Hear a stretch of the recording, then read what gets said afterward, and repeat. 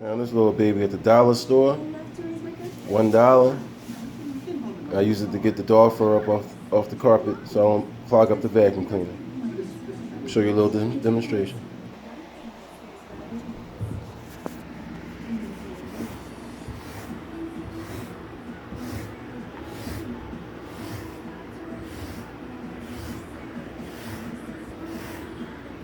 Trying not to get my feet in this video. I got bare feet. You don't want to see that?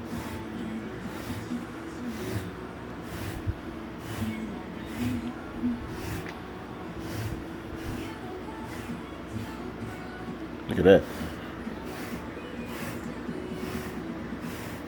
Oh, this will damage your vacuum cleaner. You be buying a vacuum cleaner every year.